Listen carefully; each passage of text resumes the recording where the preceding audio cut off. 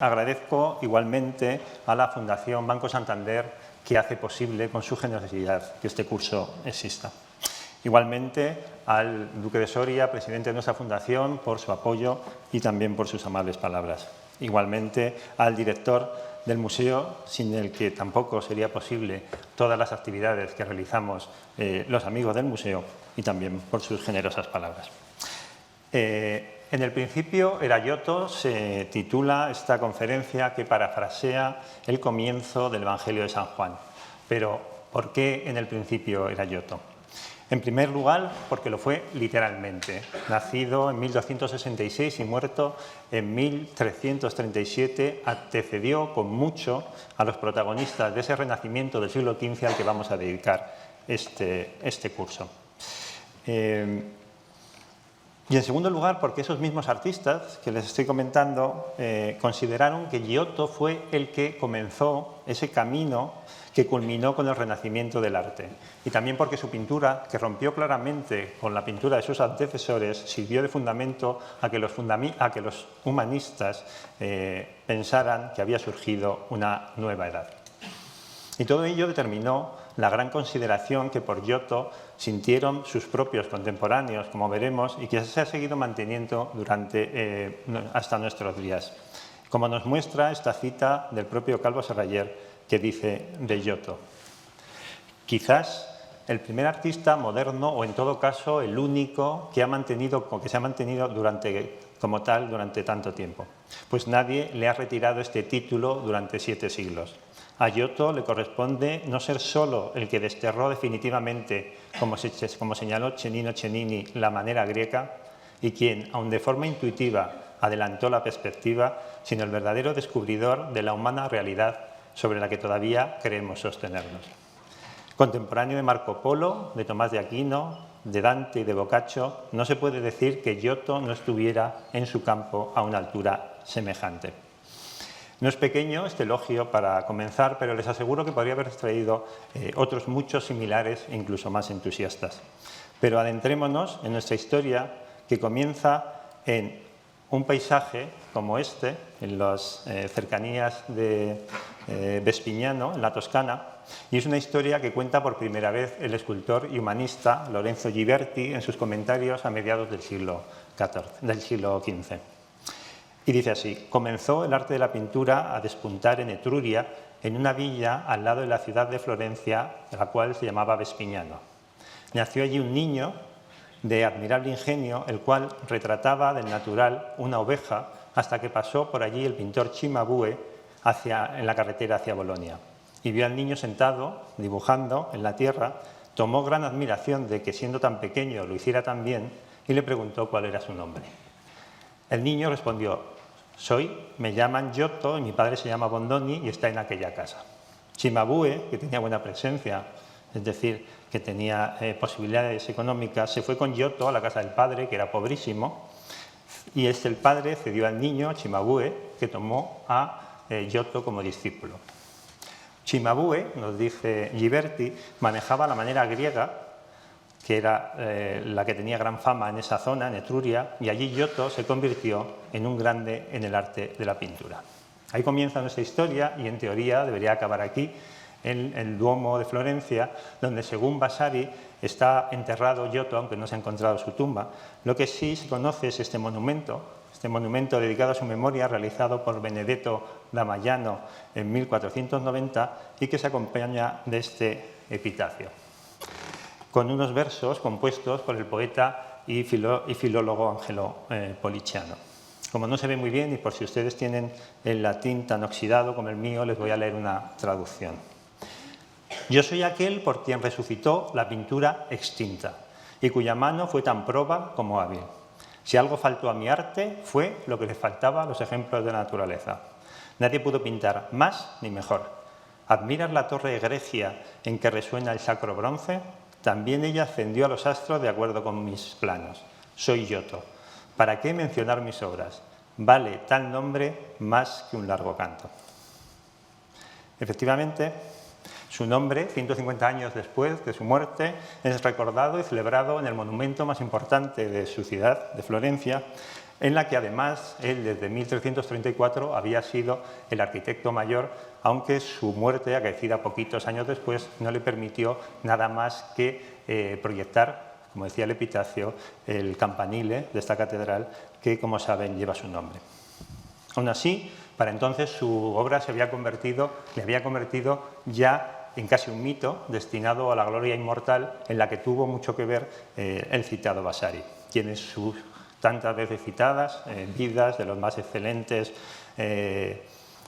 pintores, escultores y arquitectos italianos, que su primera edición es en 1550, es decir, 100 años después de lo que les acabo de leer de Ghiberti y 350 años después de haber nacido Giotto, volvía a contarnos su historia, volvíamos a contarnos la historia que les acabo de comentar, y después de narrar pues de una manera más adornada que lo hace Ghiberti el encuentro de Giotto con Cimabue, lo concluye diciendo: se encontró con Giotto mientras quien espacía sus ovejas sobre una piedra lisa y pulida, con un guijarro un tanto afilado, dibujaba una oveja del natural, sin haber aprendido la manera de hacerlo con ningún maestro que no fuera la propia naturaleza.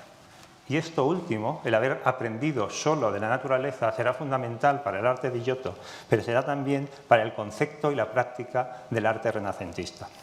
Esa vuelta al natural, se vincula con un renacer del arte, y es una idea tan común, es una idea tan extendida, que aparece incluso en textos que no son específicamente textos dedicados al arte, y lo escribe, por ejemplo, Boccaccio, su Decamerón, en la mitad del siglo IV, es decir, un poquito más tarde de la muerte de Giotto. Y dice Boccaccio: Giotto, quien tuvo un ingenio de tanta excelencia que ninguna cosa de la naturaleza que él con la pluma o con el pincel no pintase similar a esta. Que no similar parecía sino ella misma, en tanto que muchas veces en las cosas que él hizo se encuentra que el sentido de la visión de los hombres fue presa del error, creyendo que era verdad lo que era pintado. Y después de decir esto, nos narra esa historia conocida de estos dos pintores míticos, Parrasio y Zeuxis, que en un concurso se retan a ver quién hace el cuadro más real, y entonces en el cuadro de Zeuxis pinta unas uvas tan reales, como vemos en este grabado, que los pájaros vienen a picotearlas. Y entonces le pide Parrasio a Zeuxis que quite la cortina de su cuadro para desvelarlo, y entonces ahí cuando se da cuenta Zeuxis que la propia cortina es el cuadro. Y entonces él admite que él ha conseguido engañar a los pájaros, pero que, sin embargo, Parrasio ha conseguido engañarle a él. Bastante después será Vasari quien relate una historia parecida sobre Giotto, una historia en la que Cimabue estaba pintando un retrato y cuando se fue, él pintó una mosca encima de la nariz de ese retrato, y cuando volvió su maestro, pues intentó espantarla, creyendo que era verdad. ¿Qué es esto? Pues esta, aunque son realmente anécdotas seguramente apócrifas, no se explican hasta qué punto en ese momento ya se estaba relacionando el arte, la maestría de Giotto, con el arte de los maestros antiguos, de estos míticos pintores de la antigüedad. Pero retornemos un momento a la cita de Boccaccio, que después de contar esto sigue diciendo: y por ello, él, habiendo retornado ese arte a la luz, que estuvo sepultado bajo el error de algunos que pintaron más para deleitar a los ignorantes que para complacer a los sabios, meritoriamente se puede considerar una de las luces de la gloria florentina. Y esto, que dice Boccaccio, está corroborado por Petrarca, que insiste en lo mismo cuando escribe su testamento, y hablando de una virgen de Giotto que él tenía y que dejaba a un protector suyo, dice: cuya belleza no comprenden los ignorantes, y sin embargo los maestros del arte se asombran. Esta belleza que cautivaba a los sabios y que además se concebía como una vuelta a los pintores antiguos, se basaba en la búsqueda del naturalismo. Filippo Villani, en un pasaje de su De Origine, escrito tan tempranamente como 1381, dice de Giotto: Giotto, que no solo debe ser comparado con los famosos por el esplendor de su fama, sino que debe anteponerse por su técnica y su talento, restituyó la alta reputación y dignidad que la pintura había tenido. Las imágenes representadas con su pincel se adecúan tan intensamente a los rasgos de la naturaleza que a quienes las admiran les parece que incluso viven y respiran. Incluso los cuadros muestran los movimientos y los gestos de tal forma que parecen hablar, llorar, alegrarse y hacer otras cosas, para deleite de quienes la contemplan. A través de estas citas hemos visto ya rápidamente buena parte de lo que más relevante se cree que aportó Giotto al arte y íntimamente unido a esto lo que los renacentistas pensaron que Giotto estaba aportando. Y eso que pensaban que estaba aportando es lo que ellos creían que realmente debía ser la pintura. En primer lugar, que la pintura, desde la edad dorada grecolatina, había pasado por una edad oscura y era necesario que resurgiera. Que ese resurgimiento tenía que venir de una vuelta a la naturaleza y que esa vuelta a la naturaleza no se quedara solo en los rasgos exteriores, sino también en los movimientos, los gestos, las expresiones y los sentimientos. Que esa pintura resultante, como acabamos de ver, además es una pintura que agrada a los sabios. Que por ello Giotto merece fama, una fama que no solo les puede hacer parangonarse y superar a todos los artistas de su tiempo, sino también a los artistas de la antigüedad. Cada una de estas cuestiones que les acabo de comentar serían desarrolladas y teorizadas por los artistas del Renacimiento. Y esto hace posible que en esta conferencia, hablando de Giotto, en realidad estemos haciendo esa introducción al Renacimiento que les ponía en el título. La idea básica de la renovación de la influencia de los clásicos fue concebida y formulada por Petrarca, quien, conmovido por las ruinas de Roma, consciente además del contraste entre la magnificencia del pasado y la decadencia de la Roma medieval, no tenemos que olvidar que después de la caída del Imperio de Occidente, en Roma perdió influencia política, perdió casi toda su población y, de hecho, cuando escribe Petrarca, durante casi toda la vida de Petrarca, los papas ni siquiera están en Roma, están en Aviñón. Los antecesores de Petrarca habían visto un desarrollo continuo, que es el desarrollo cristiano, en el cual de las tinieblas paganas, pues gracias a Jesucristo, se iba hacia la luz. Sin embargo, lo que él planteaba era muy diferente. Veía la época clásica, la época romana, como una época de esplendor y luz que fue decayendo a lo largo de toda la Edad Media.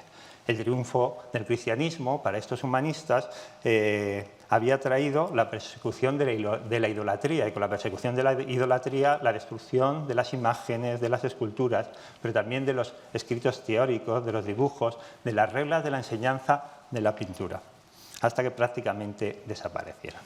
Esto se unió, además, en el pensamiento humanista a todo lo que había traído consigo las invasiones de los bárbaros. Pero Petrarca, pese a que consideraba que había nacido demasiado pronto para ver el nuevo día, planteaba que se veía en el horizonte un nuevo amanecer. Y en su famoso poema África dice: a ti, si, como espera mi alma, me sobrevives muchos años, te aguardarán quizá tiempos mejores. Este sopor de olvido no ha de durar eternamente. Disipadas las tinieblas, nuestros nietos caminarán de nuevo por la pura claridad del pasado. Y así lo creían los hombres del Renacimiento, que entre el siglo XIV y el siglo XVI, a lo largo de toda Europa, consideraron su época la más preeminente desde la caída del Imperio Romano. Y compartían la convicción de que la época en la que estaban viviendo era tan radicalmente distinta de la época anterior o de la época medieval, como la época medieval era radicalmente distinta de la antigüedad clásica. Evidentemente, esto es una visión restringida que hace mucho que está superada, porque no existen en la historia, evidentemente, cortes radicales. Nada se produce ex novo y sabemos que la antigüedad no desapareció en realidad a lo largo de toda la edad, esa supuesta edad de la oscuridad. Erwin Panofsky, en su famoso libro Renacimiento y Renacimientos, nos plantea que a lo largo de la Edad Media se produjeron diferentes renacimientos, como por ejemplo la Renovatio Carolingia o el protorrenacimiento del siglo XII. Por lo tanto, en este sentido, el Renacimiento no era único. Pero no siendo único, sí tenía caracteres especiales que el propio Panofsky no puede sino admitir. Y no es el menor de estos caracteres supervivencia. Después del Renacimiento, de lo que ahora llamamos Renacimiento, el elemento clásico en nuestra civilización pudo ser más o menos contestado, pero lo que no fue nunca es desaparecido. Con relación a la antigüedad, en la Edad Media, hubo momentos de acercamiento y de alejamiento del arte y de la cultura clásica. Desde el Renacimiento, la antigüedad ha estado siempre con nosotros hasta la actualidad, nos guste o no nos guste. Y la cuestión es que buena parte de los artistas y los eruditos que hicieron esto posible durante el siglo XV consideraron que todo comenzó gracias a Giotto. ¿Pero cómo lo hizo? Pues para ello vamos a recurrir otra vez a Cennini con una frase que en realidad ha estado rondando todo el rato y que ya citaba Calvo Serrayer al principio. Y fue Giotto que hizo evolucionar el arte de pintar de lo griego a lo latino y por fin a lo moderno. Consiguió el arte más perfecto que nunca nadie haya tenido, estableciendo con esto, que les digo, un criterio por el cual el desarrollo estilístico del arte pictórico pasó de ese estilo abstracto de los griegos, que vamos a ver ahora, hasta la recuperación del latino, es decir, lo que es la Grecia clásica, helenística y lo romano, mediante la observación de la naturaleza, y gracias a ello se consiguió lo que Cennino denomina como moderno. Pero el estilo griego del que hemos estado hablando no es el estilo de los griegos antiguos, es el estilo de Bizancio, que en realidad es la antítesis de esos griegos antiguos de los que hablaba Plinio. A partir del siglo VI, el arte bizantino ejerce una enorme influencia en toda Italia, gracias a obras como esta, que les muestro, de San Vital de Rávena, de tal modo que a partir de ese momento encontramos en Italia un gran desarrollo de obras que podemos llamar bizantinizantes, como esta que les muestro, este juicio final de la Basílica de Torcello, una isla cercana a Venecia. Les muestro un detalle en el que podemos ver cómo el carácter simbólico de su figuración negaba el valor del arte como instrumento para representación de la naturaleza. El artista medieval no quería representar la naturaleza, quería hacer una representación simbólica de lo religioso. El espacio es un espacio sagrado, es un espacio irreal y sin perspectiva. De obras como esta criticaría Vasari los perfiles muy marcados que vemos en las figuras, los ojos como endemoniados, la ausencia de sombra y otras para él monstruosidades que, en su opinión, fueron superadas por el arte de Giotto. Vaya por delante de todo esto que lo que les estoy contando es la construcción del Renacimiento, hace del propio Renacimiento, una construcción de un Renacimiento que evidentemente ni siquiera se llamaba así en ese momento, y que a esto habría que hacerle muchas matizaciones, pero en cualquier caso la apreciación de la maestría de Giotto, como vamos a ver, no debe hacernos menospreciar el magnífico arte de los mosaicos bizantinos y otras obras anteriores. Pero es verdad que no podemos dejar de comparar, aquí son dos escenas, dos detalles de juicios finales, lo que supone Giotto, sobre todo en la creación de unos cuerpos más reales y de una instauración del volumen en la pintura. Frente a la intención de Giotto de representar la naturaleza, estas obras, que son prácticamente contemporáneas, esto es la Capilla Palatina de Palermo, nos presentan un arte simbólico, decorativo y lineal. En cierto sentido, podemos encontrar en el arte dos caminos. El que acepta las dos dimensiones del plano pictórico y otro que intenta reproducir lo real en tres dimensiones en este plano bidimensional. La primera de recurrir al dibujo, mientras que la segunda se expresa mediante volúmenes. Muchos historiadores plantearon que Grecia y Roma hicieron de la segunda, es decir, de la tridimensionalidad, el arte por excelencia, y que desde Grecia ese arte pues, había constituido el arte primigenio durante el Mediterráneo. A esto contraponían el arte de quien eran los enemigos en ese momento de los griegos, que eran los persas. Esta contraposición se generalizaba de tal modo que se hacía una teoría que vinculaba el volumen a Occidente y la línea a Oriente, asimilando además también a los bárbaros. De modo que cuando había un acercamiento a la antigüedad clásica se volvía a las tres dimensiones y cuando se alejaba uno de la antigüedad clásica pues se volvía otra vez a la línea. Esto era perfecto a la hora de explicar de qué modo había hecho renacer Giotto la pintura, dado que él había introducido la tradición del arte de volumen, reafirmando la forma en el espacio real después de un eclipse de cientos de años que se había debido a la llegada de los bárbaros y de Bizancio. Pero veamos de manera más concreta de dónde partía. Este es un crucifijo realizado un poco antes del nacimiento de Giotto y que nos muestra claramente el linealismo y la planitud del arte que les está contando. Características que comparte el propio maestro de Giotto, ese arte greco del que les hablaba al principio.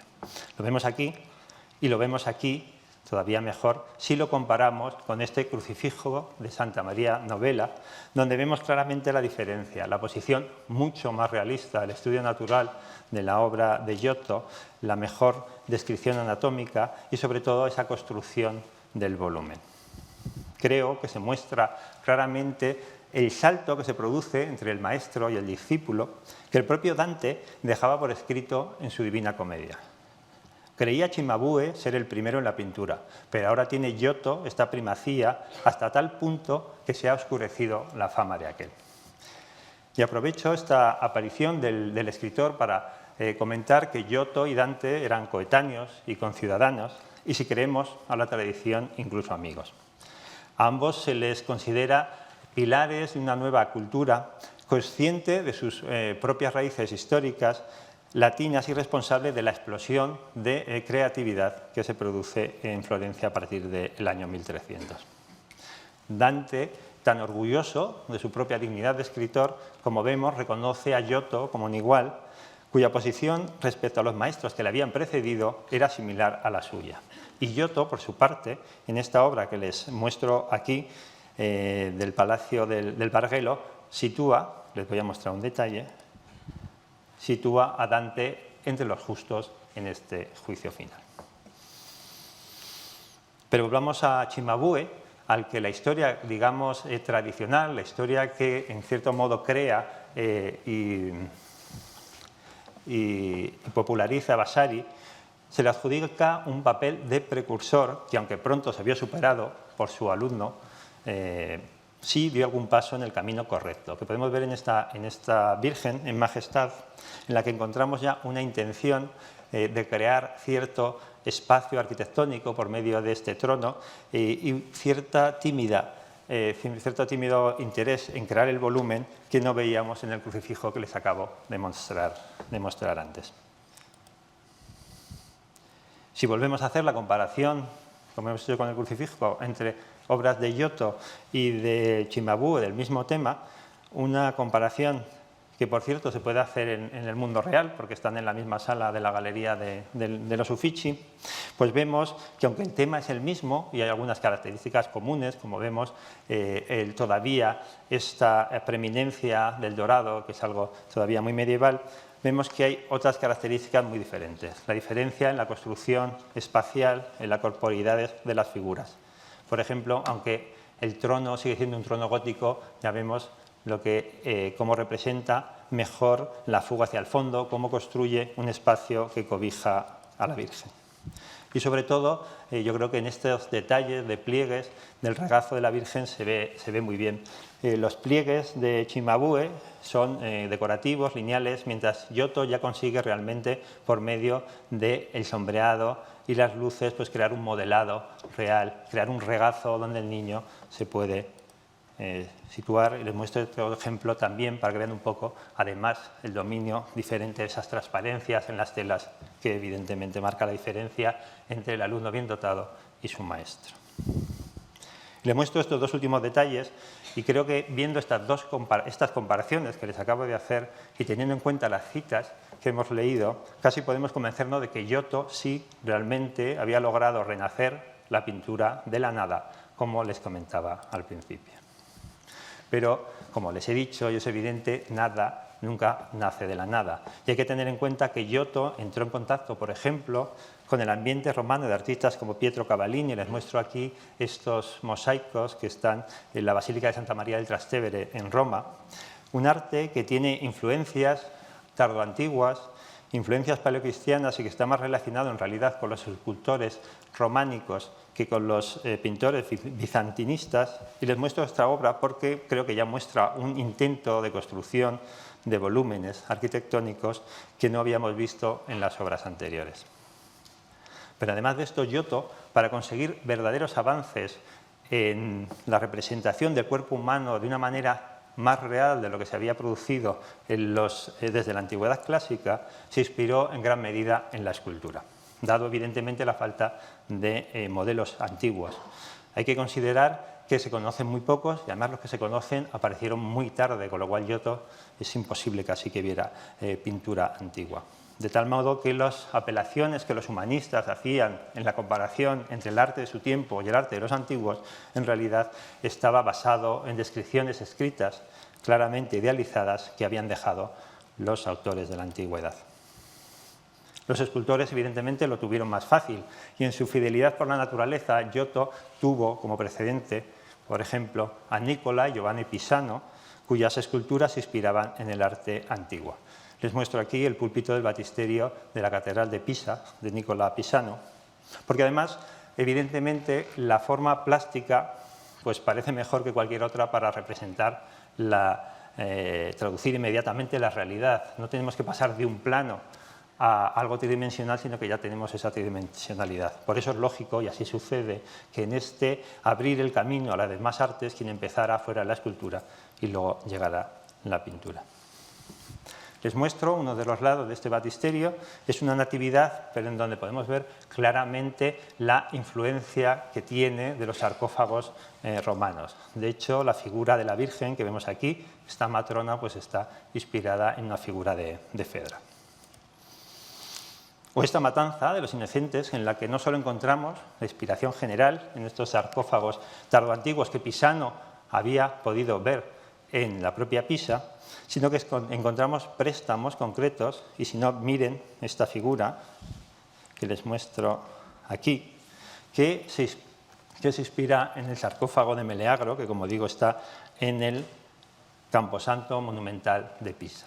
Esta figura aquí, les muestro aquí ahora un detalle, esta figura sufriente con los brazos abiertos hacia atrás, y les muestro esta comparación entre ambas obras. Y me parece muy interesante esta figura porque no es una figura que muestre una manera convencional de mostrar el dolor. Quiero decir que si Pisano hubiera copiado esta figura, por ejemplo, un gesto de dolor o bueno, pues una cara sufriente, alguien gritando, pues bueno, podríamos pensar que es casi una coincidencia. Sin embargo, que una figura tan poco habitual para mostrar el dolor como esta que les estoy mostrando apareciera en la escultura de Pisano, de repente, después de no haber aparecido durante toda la Edad Media, pues nos habla de esa influencia directa. De hecho, la podemos ver en otros relieves antiguos. Esto, por ejemplo, es una representación de la muerte de Semele que se encontró en Pompeya. Y si me he parado un poco más en esta figura es porque la coge Giotto de Pisano para esta figura muy reconocible de Giotto, como digo, en esta lamentación sobre el Cristo muerto, que veremos posteriormente. Aquí les muestro un detalle. Este San Juan sufriente que coge esta imagen. No es el único. Por ejemplo, ya en el siglo XV les muestro esta tumba de Francesco Sassetti, realizada por Giuliano da Sangallo, y más reconocible, pero no por ello menos sorprendente, esta figura que todos bien conocemos del Guernica. Pero al margen de estas apropiaciones puntuales, lo que Giotto realmente busca en la escultura de Pisano son elementos que le sean útiles a la hora de crear un volumen en la pintura y hacer además una representación más naturalista. Y lo vamos a ver basándonos en una de las grandes obras que realiza Giotto, que es las pinturas que hace para la Basílica de San Francisco en Asís. San Francisco murió en 1226 y solo 2 años después fue canonizado. Y 2 décadas después también fue conmemorado con este monumento, la Basílica de Asís, que en ese momento era el monumento más espléndido que había en Italia. En él se desarrolló una rica decoración pictórica. Hay 2 basílicas, esta que les muestro es la basílica inferior. Esta es la basílica superior, en la que se realizó también otro ciclo de pinturas, y en ella participaron un primer grupo de artistas a partir de 1277, en los que estaba Duccio y Cimabue, el propio maestro de Giotto. Hay quien piensa que Giotto a partir de 1290 empezó también a trabajar en esta obra, formando parte de los que pintaron algunas de las escenas del Antiguo Testamento, que estarían situadas en la parte superior, pero lo que sí se sabe seguro es que fue el protagonista absoluto, a partir de 1296, del ciclo que se hace en la parte baja de esta basílica, y que, aunque se debate más o menos cuál es la participación más o menos importante del taller, lo que no se debate es que la concepción de todo el ciclo es de Giotto, y también que los dibujos preparativos también era suyo. De hecho, Giotto es uno de los grandes inventores de composiciones de la historia, y su inventiva no tiene nada que envidiar a grandes maestros en este sentido como Tintoretto o Rubens. En este caso, lo que se muestra aquí es 28 escenas de la vida de San Francisco sacadas de la leyenda mayor de San Buenaventura. Es una pena no poder verlas todas, evidentemente, pero nos detendremos en algunas que nos puedan servir para entender aspectos concretos del arte de Giotto. Y voy a comenzar con esta primera que vemos aquí. Ya existían en la Basílica Inferior, que les he enseñado brevemente, escenas de historia de San Francisco. Pero las de Giotto en realidad abren una etapa muy diferente y decisiva en la cultura occidental, porque es la primera vez que un tema sacro se interpreta con tanto calor humano y sin caer en lo que es la ilustración anecdótica. El San Francisco de los frescos de Giotto es una persona llena de dignidad y autoridad moral, cuyos actos, más que milagros, en realidad son hechos históricos. Con estas obras demuestra Giotto que se puede realmente crear ilusión de que el tema religioso se acaecía delante de nuestros ojos. Para esto, evidentemente, no era solo necesario mirar los modelos antiguos de esta misma escena y adaptarlo, sino que también podía ser interesante recoger las propias enseñanzas de los frailes franciscanos que exhortaban al pueblo en sus sermones para que recrearan con su imaginación la Biblia y la vida de los santos. Todo esto, que le da una profunda verdad a estas escenas que vamos a ver, está íntimamente ligado, por otra parte, que es constante en la obra de Giotto, que es la densidad plástica y la traducción de los volúmenes. En realidad, cada espacio, cada historia, aparece como un espacio próximo, fuertemente construido, que se puede considerar como un cubo cuya cara frontal coincide con lo que es el muro de la pared, y que en profundidad presenta inclinaciones, extensiones, estructuras que, como veremos, están determinadas en cada caso por la exigencia de la historia. En esta obra, por ejemplo, con las líneas de los montes que vemos aquí, traza diagonales que coinciden en la cara, en la cabeza del santo, y que nos llaman la atención sobre la acción que en realidad se presenta con enorme sencillez, esta donación de la capa del santo a un pobre. Y además con una composición basada en ese equilibrio de las masas. El resultado de todo esto es un clasicismo que el historiador italiano Giulio Carlo Argan calificaba de milagrosamente renacido, y que no venía de la imitación de las formas antiguas, sino de la plenitud de las formas visibles. El propio Giulio Carlo Argan dice que Giotto, con estos volúmenes, con estas figuras de San Francisco, realiza volúmenes de una pureza formal que no tiene parangón, sino en la distancia de los siglos, con la imitación del auriga de Delfos.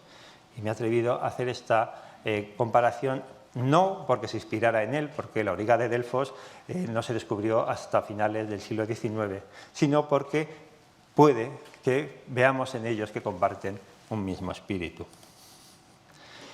En obras como esta, o como la anterior, vemos que Giotto reinventa el concepto del espacio, animando una versión perspectiva tanto en la representación de los paisajes como de las arquitecturas.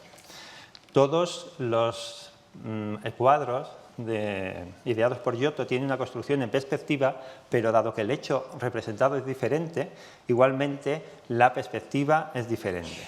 Igual que cambian los rostros y los gestos, Giotto cambia las arquitecturas, pero sí permanece la medida y la proporción de los elementos. En esta obra, en concreto, la arquitectura reafirma el contraste de los sentimientos de los grupos. Lo que vemos aquí es cómo San Francisco renuncia a los bienes paternos, la aceptación y la admiración de los que están con él y, sin embargo, pues evidentemente la sorpresa y el enfado de los que ven cómo renuncia a su herencia paterna. Y aquí lo que hace Giotto es mostrarnos esta diferencia en estos edificios civiles que están detrás de este grupo y estos edificios con cierto aire religioso que nos muestran en el otro lado. Y en el Milagro de la Fuente, este cuadro maravilloso, vemos que los planos de las rocas corresponden exactamente a las figuras que aparecen esculpidas. Vemos cómo están como, a la vez que se crea la profundidad, estas figuras, cada una de ellas está enmarcada en el propio paisaje.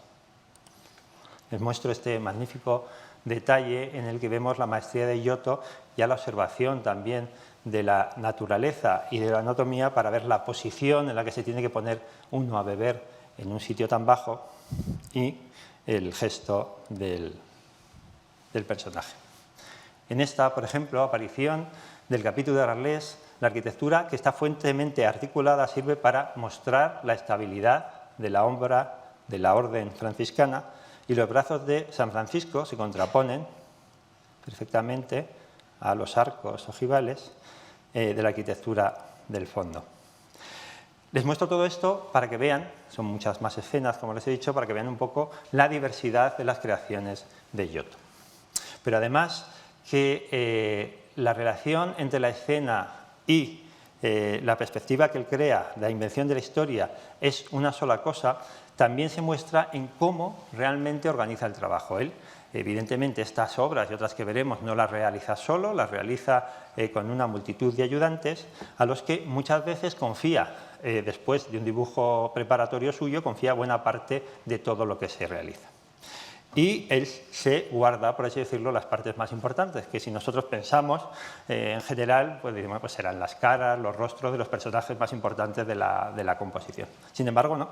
En este caso, muchas veces lo que él se guarda son elementos que podríamos pensar que eran secundarios, pero que son fundamentales para la construcción de la escena.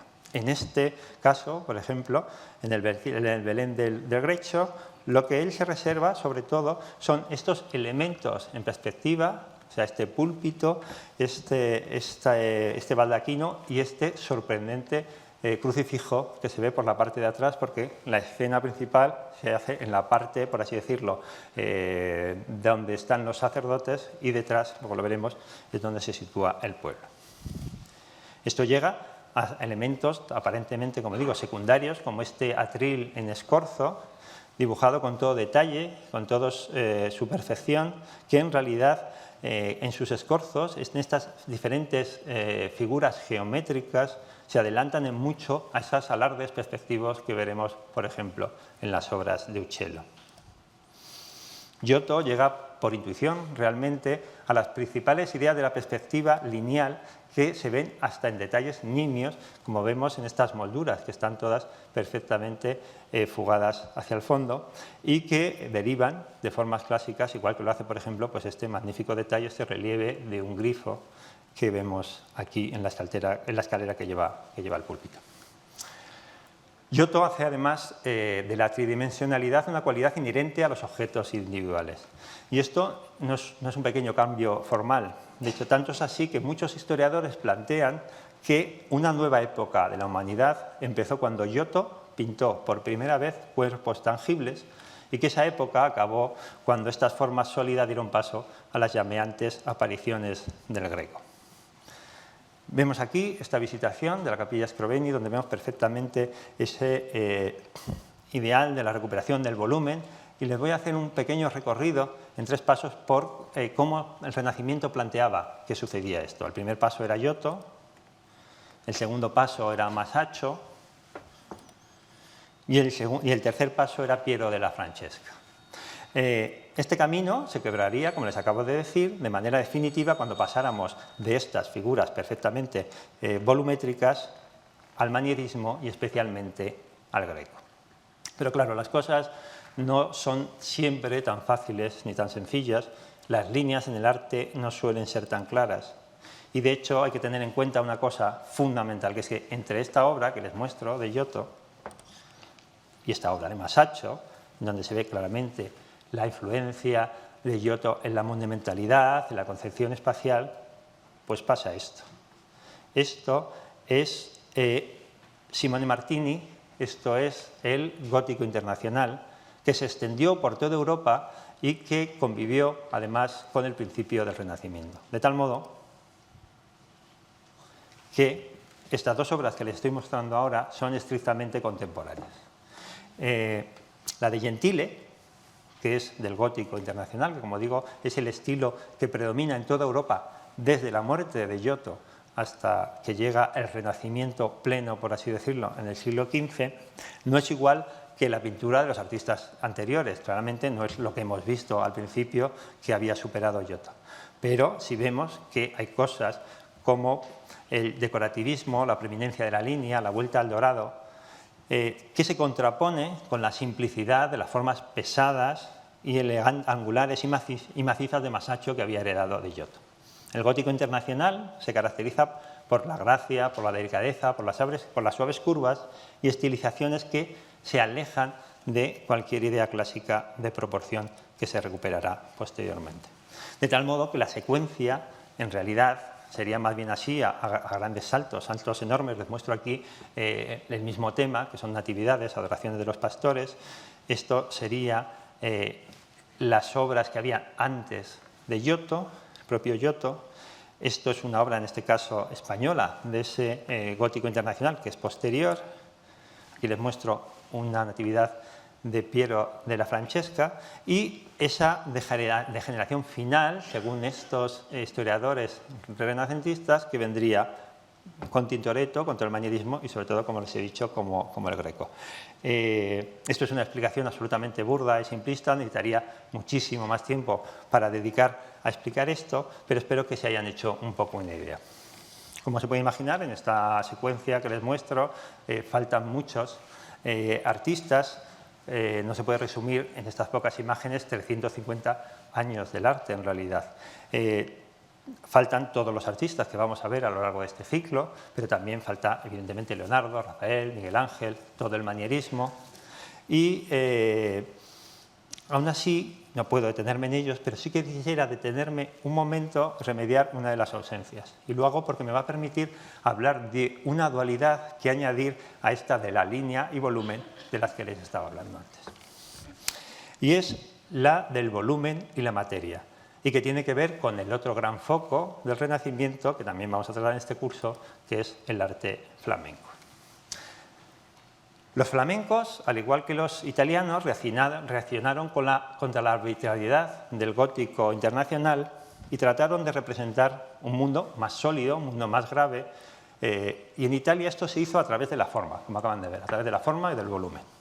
En Flandes, sin embargo, se pone la atención en la materia, como podemos ver en este cuadro, en una representación literal de las apariencias en las que logran una asombrosa pericia técnica, como podemos ver en este detalle, que sin embargo no está exenta de espiritualidad y que tendrá además gran influencia posterior en Italia. De hecho, el retablo que les estoy mostrando, como indica su propio nombre, porque es el tríptico Portinari, estaba encargado por un italiano, Tommaso Portinari, que era el representante de la familia Medici en Brujas, que compró este cuadro y lo llevó a Florencia, donde fue expuesto al público y ejerció una enorme influencia en los pintores florentinos. Sabemos que copiaron partes o incluso esta obra entera Domenico Ghirlandaio, Filippo Lippi, Botticelli y sobre todo Leonardo da Vinci. Este de la influencia entre el Renacimiento de Flandes e Italia es un tema muy interesante que aparecerá a lo largo del desarrollo del ciclo, pero que nosotros vamos a dejar para volver un momentito otra vez a Asís y a San Francisco para mostrar que, según varios historiadores, la personalidad y el pensamiento de San Francisco también influyó en el desarrollo del arte del Renacimiento. Francisco logró durante un tiempo que dentro de la Iglesia se asentara la idea de la igualdad de los fieles y de la relación del individuo directa con Dios. Como saben, esto es lo que posteriormente se hará con la Reforma, pero en la época de San Francisco se hace dentro de la Iglesia, sin romperlo. Y esto, evidentemente, facilitará el acendrado individualismo que se verá en el Renacimiento. En lo que respecta a Giotto, esto influye en que su representación del santo se aleje mucho del icono simbólico tradicional. Esta representación de un santo, aquí vemos una imagen del siglo XIII en la que se muestra a San Francisco. Y si comparamos las escenas, la de la izquierda es una escena de detalle, el retablo que les acabo de mostrar, con esta otra, que no es de Asís, sino de la Capilla Bardi de Florencia, vemos que claramente hay un naturalismo, un interés de mostrar el naturalismo por parte de Giotto, aunque esté hablando de un hecho milagroso, que llamaría enormemente la atención a un fiel de esa época. Evidentemente, este supuesto realismo nosotros no apreciamos de la misma manera, pero porque nosotros hemos visto a Caravaggio, hemos visto a Velázquez, a Courbet, la propia fotografía. Pero si nos ponemos en un fiel del siglo XIV y comparamos estas dos obras, pues claramente veremos lo que podía significar de cambio absoluto. Y les muestro otro ejemplo, esta escena de Santa Clara, en donde vemos como tras siglos, copiando formas tradicionales transmitidas por un mundo pagano moribundo, siglos durante los que el arte se fue separando de la realidad, porque se seguía representando las cosas como antiguamente cuando el mundo evidentemente había cambiado. Tenemos un artista que intenta mostrar una escena tal y como debió ocurrir, ayudado además porque es una escena que sucedió hace muy poco, porque estamos contando la historia de un santo que era de hace 2 días. La que acabamos de ver es una de las últimas escenas del ciclo de Asís, que mientras está trabajando allí todavía, Giotto ha conseguido una enorme fama, de tal manera que Bonifacio VIII, el Papa, le llama para ir a Roma para que realice una obra para celebrar el jubileo del 1300. Aquí vemos lo único que queda, es este pequeño trozo que está en San Juan de Letrán, y aquí vemos una miniatura ya del siglo XVII que mostraba cómo era. Pero lo que hace en Roma, posteriormente, es una obra también desaparecida, pero que fue una de las más famosas de su época. Esta es la Basílica de San Pedro, la antigua Basílica de San Pedro, más o menos en el siglo XII. Aquí se lo muestro en un grabado del siglo XVIII, y es una obra que estaba situada aquí, en esta parte, de tal modo que era una obra que veía todo el mundo cuando salía de la Basílica de San Pedro. Es una obra, aquí, está llamada la Navicella. La conocemos solo por copias, porque fue destruida. Lo que ven a la izquierda es una copia en color, siglo XVII. Lo que ven a la derecha es lo que se ha reconstruido ahora en el Vaticano. En el atrio del Vaticano, antes de entrar, pues se ha reconstruido esta Navicella. Pero bueno, la que puede ser más fiel de estas copias es también la más temprana, es del siglo XV, y muestra la composición. No podemos ver cómo era realmente, pero sí esa composición. Y aquí vemos, para empezar, la originalidad de Giotto a la hora de colocar la escena principal en un lado, que era absolutamente novedoso. Vemos esta figura de este dios soplando por un cuerno de Tritón, que nos habla de esa asimilación de los elementos antiguos que ya habíamos visto. Y resaltar que el sentido de la perspectiva le permite perfectamente mostrar, es un espacio que entendemos perfectamente, estas figuras, San Pedro y Cristo que están delante y la nave que está detrás. Gracias a ello evita la monotonía de poner todos estos personajes, el resto de los apóstoles, metidos en esta barca, y además les dota, como ya señalamos, de diferentes gestos, de diferentes expresiones que vemos aquí en la variedad, ¿no? Vemos pues quién se echa las manos a la cara, quién se la tapa, quién se tapa la boca. Y esta, que es una cosa principal de lo que hace Giotto, lo vamos a ver en una de sus obras más importantes, una de sus grandes obras, pero en realidad una de las grandes obras del arte europeo.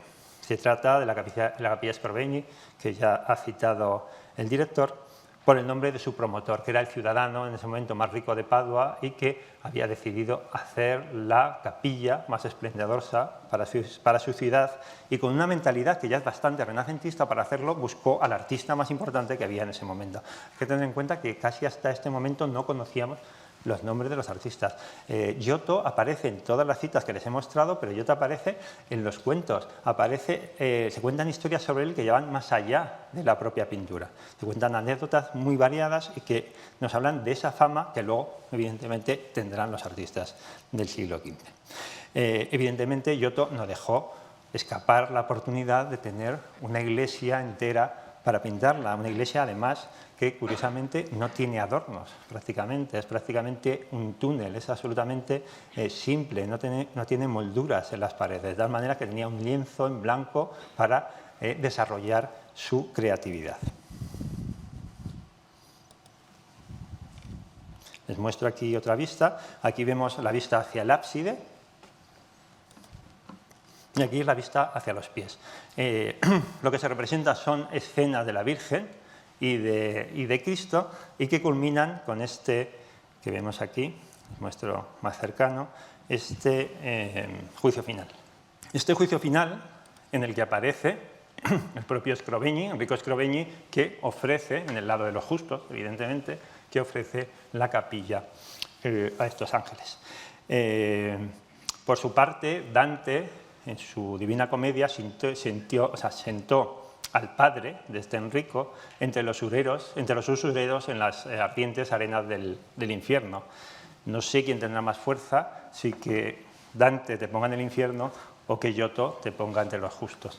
Pero bueno, en cualquier caso, gracias a este personaje tenemos esta maravilla de obra.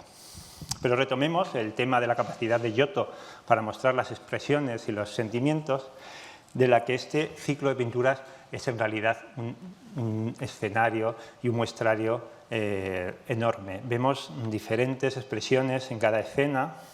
Vemos aquí este Cristo absolutamente iracundo, vemos el miedo de los mercaderes que están expulsados del templo, vemos el miedo también de esta niña y sobre todo esta maravilla de figura que se esconde un poco entre la túnica de este apóstol, posiblemente San Juan, o este Noli me tangere, absolutamente maravilloso, ¿no? Donde logra transmitir de manera intensa la belleza del movimiento de la Magdalena, que quiere acercarse a tocar a Cristo, y la reticencia de él, que prácticamente se sale de la escena, ¿no? Para evitarlo, ¿no?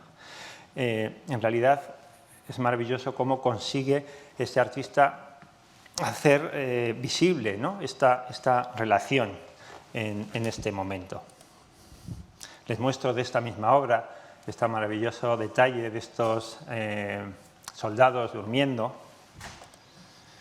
Se lo comparo aquí con el de Piero de la Francesca, que les he mostrado antes, que vimos y que está realizado 150 años después. Y esta placidez de los durmientes pues, se puede contraponer con el sufrimiento de la Virgen, por ejemplo, prácticamente desmayada en esta crucifixión, con este ángel que literalmente está desgarrado de dolor, de esa misma composición, o esta variedad no solo de gestos, sino también de posturas de los ángeles del lamento sobre el Cristo muerto, del que ya les he enseñado antes esta figura, y en la que me voy a detener un momento.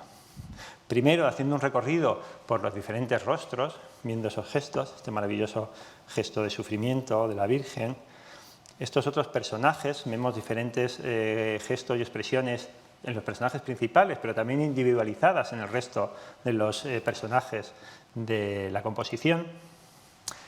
Les muestro aquí estos dos ejemplos.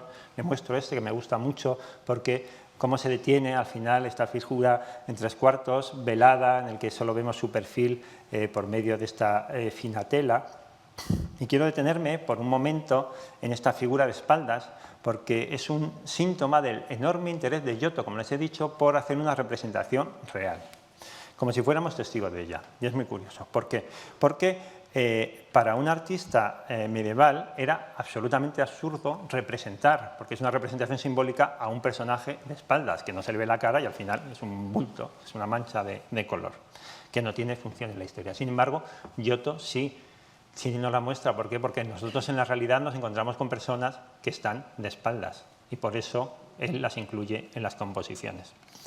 Pero esta intención realista, por un lado, se combina con una enorme maestría y un cuidado en la composición. Y me parece que es maravilloso cómo lo hace aquí en esta relación de las manos. No sé si ven todas estas figuras, que son las figuras principales, cómo están relacionadas. Vemos esta figura que coge la cabeza por detrás, que está cercana del abrazo que hace la Virgen, y luego esta figura de espaldas coge una de la mano y esta otra persona coge la otra mientras la Magdalena le recoge los pies. O sea, me parece que es una composición que está perfectamente pensada y que es absolutamente maravillosa. En realidad, casi todas las escenas constituyen un descubrimiento original de nuevas posibilidades de Giotto de establecer relaciones entre las formas. Y quiero ahora detenerme en dos capillas, dos pequeñas tribunas que no llevan escenas, sino que en realidad, como vemos aquí, están perfectamente hechas en perspectiva para verlas desde el centro de la nave. Son dos capillas que tienen además dos ventanas que no reproducen el azul oscuro que está como fondo de las escenas y que está en el techo, no sé si ustedes recuerdan, sino que intenta reproducir más bien el azul transparente de las vidrieras. Vemos aquí hasta qué punto, en realidad, Giotto tenía pleno dominio de la perspectiva y si decide no utilizarlo de esta manera en cada una de las escenas es porque cree que es mejor para la narración de la historia que tiene que contar hacerlo de otra manera, pero si quiere realmente hacer una perspectiva tan matemática casi como la que se realiza posteriormente, puede hacerlo. Y para ver esto creo que es muy interesante esta comparación. La comparo con esta Trinidad de Masaccio, una obra absolutamente famosa que es una de las primeras obras ejecutadas según la perspectiva matemática, seguramente gracias a la ayuda de Brunelleschi, quien proporcionó las herramientas, como digo, matemáticas para crear esta perspectiva. Se afirma de esta obra, de la obra de Masaccio, que revolucionó la pintura porque por primera vez en realidad creó la impresión de que el muro era hueco, de que podíamos ir hacia atrás. Pero si vemos la obra de Giotto, que está hecha un siglo antes, vemos hasta qué punto también estaba avanzado este artista, hasta qué punto en el principio era Giotto, como les decía. Igualmente lo precede en la simulación de los falsos altorrelieves. Vemos aquí que también esto es como si fuera una escultura, pero también bueno, pues este personaje yacente y esta escultura que en teoría bueno, pues quiere hacernos creer que es real. Y de hecho, en la parte inferior de la capilla podemos ver toda una serie dedicada a las virtudes y a los vicios que se representan como si fueran falsas esculturas. Les muestro aquí solo una, la justicia. Te las muestro también porque tienen aquí y aquí estas magníficas esculturillas que les amplío, que esta se basa en una victoria que está conmemorando al erudito y esto se basa en un Zeus que con el gesto del rayo lanzándolo al pecador. Esto que vemos aquí, en esta parte, es donde están, si ven un poco, esas esculturas de las que les acabo de hablar y este es este azul muy diferente de esas ventanas que les comentaba hace un momento. Les he mostrado, evidentemente, una mínima parte de este conjunto y me da una pena, les contaría cada uno de ellos, pero estoy seguro que aunque no estén cansados de ver obras de Giotto, seguramente estén empezándose a cansar de escucharme. Por lo cual, solo voy a hacer una última parada antes de terminar y va a ser en la Basílica de la Santa Croce de Florencia, que es la segunda gran obra franciscana de este momento, después de las basílicas de Asís. Allí Giotto decoró 4 capillas, de las que solo se conservan 2, estas que les estoy mostrando. A la izquierda, la capilla Bardi, con historias de la vida de San Francisco, y a la derecha, la capilla Perucci, con historias de la vida de San Juan Bautista y San Juan Evangelista. Las obras están, como ven, en bastante peor estado que las que hemos visto tanto de Asís como de Padua, porque a principios del siglo XIX se decidió encalarlas, se pintó de blanco la iglesia y no fue hasta mitad de ese siglo cuando empezaron otra vez a redescubrirlas y restaurarlas. Pese a todo, podemos ver en estas obras el genio de Giotto y podemos considerar que en algunos sentidos son sus obras más maduras y más consumadas.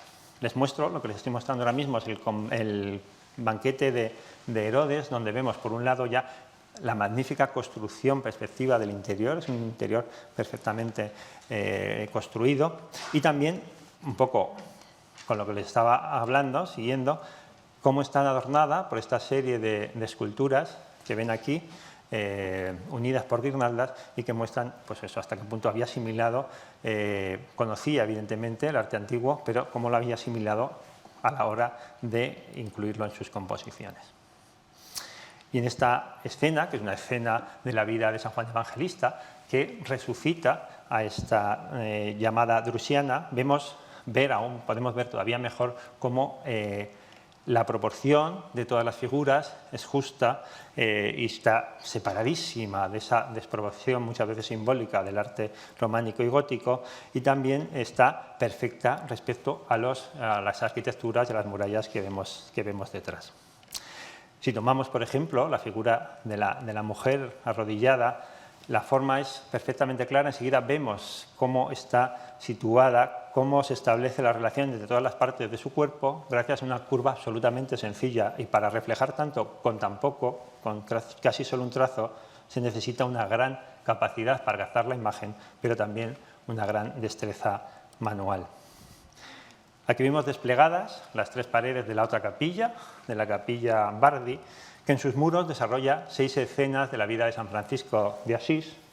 Y para terminar solo nos vamos a detener en una de ellas, que es esta, la prueba del fuego del sultán, y les cuento un poco la historia para que la entiendan. En un momento determinado, San Francisco quiere evangelizar a los infieles y pues se va hacia Siria y termina al final con el sultán de Egipto. El sultán de Egipto le propone una prueba por la cual le propone que él y sus sacerdotes pasen por este fuego que tenemos aquí y que, bueno, pues quien salga ileso pues demuestra evidentemente quién tiene la verdadera fe. Los sacerdotes musulmanes pues no están muy de acuerdo, vemos que se van hacia la izquierda, y el propio sultán tampoco está muy convencido. Tanto es así que coge San Francisco y le dice, bueno, pues si no quieren pasar ellos, ya paso yo, y si no me pasa nada, pues se verá que aún así el sultán no le deja, y al contrario, pues sorprendido de la importancia de su fe, pues le da múltiples regalos que además San Francisco no quiere aceptar. Pero bueno, contado esto, Giotto toma como modelo la representación que no hemos visto, pero que estaba en la Basílica Superior de Asís. Vemos aquí las diferencias. El artista, como vemos, representa un espacio mucho más dilatado y compone una escena en la que todo es frontal al espectador y el eje compositivo nos lleva hacia el fondo. La figura del sultán es el centro y está compensada con los dos grupos, el de San Francisco a lo del fuego y el de los sacerdotes que se van hacia la izquierda. El pedestal y el propio trono es el que muestra la estructura y es el que nos lleva hacia el fondo, creando la perspectiva de la escena, y el tono de la escena en realidad es de gran intensidad, bueno, pues un poco por la huida de estos personajes y también por el gesto un poco desconcertado, ¿no?, del sultán, que mira cómo huyen mientras señala al fuego. Como el resto de las escenas de esta capilla, que lamentablemente no les puedo mostrar, llama la atención la perfección del dibujo y también, y creo que es muy importante, los personajes que tienen un físico mucho menos agresivo, menos pétreo, menos anguloso, si hacemos esta comparación con la misma escena que les digo de Asís, y se muestra además una sensibilidad más refinada, ¿no? El carácter pétreo que tiene la figura de la izquierda, pues que ya no aparece en otras figuras. Yo creo que se ve, sobre todo, se ve muy bien en lo que es la barba de los dos. Vemos un poco estas, ¿no?, barbas como un poco plásticas, un poco sólidas de esta obra más temprana de Giotto, y sin embargo esto como mucho más realista, ¿no?, que nos muestra una luz mucho más suave, y que finalmente tenemos que tener en cuenta un último aspecto que no hemos podido señalar y en el que además no puedo detenerme, y es que Giotto era un gran pintor en el sentido estricto de la palabra, aunque su perfección técnica no la podemos ver en estas obras que están bastante dañadas. El artista tenía un gran dominio del claroscuro, no solo proyectaba algo inaudito en ese momento y antes de Masaccio, la luz la proyecta desde un sitio, o sea, las sombras tienen sentido respecto a una fuente de luz teórica. También hace una cosa que no se había hecho antes, que es con la sombra y con la luz llevar o traer los personajes hacia el fondo. Este personaje va hacia el fondo también porque está más oscurecido, o este otro personaje que va hacia la luz porque está más iluminado y también acompañado por esa vestimenta, esa túnica, en donde además se muestra el dominio en la construcción del modelado y de los pliegues. Y como en la maestría técnica podríamos seguir ahondando en muchos aspectos del arte de Giotto que nos han quedado en el tintero, pero ante el temor que, igual que los sacerdotes del sultán de la imagen, decidan huir cansados de mi charla, voy a acabar como empecé. Voy a empezar con una cita que en cierto modo resume todo lo que les he contado y que hace referencia otra vez al profesor Calvo Serraller, que era un gran admirador del autor de la misma, que es el historiador británico Roger Fry. Pero sí podemos decir que Giotto es el fenómeno más prodigioso que la historia del arte haya conocido. Casi de la nada supo crear un arte capaz de expresar toda la gama de las expresiones humanas. Supo, sin apenas guía, encontrar la manera de tratar la materia de la vida con estilo directo, dúctil y a la vez grandioso y heroico. Supo adivinar por intuición casi todos los principios de la representación en perspectiva, que solo tras 2 siglos de afanosa investigación lograrían fijar científicamente. Haber conseguido todo esto constituye, sin lugar a dudas, el logro más impresionante alcanzado por un artista. Muchas gracias.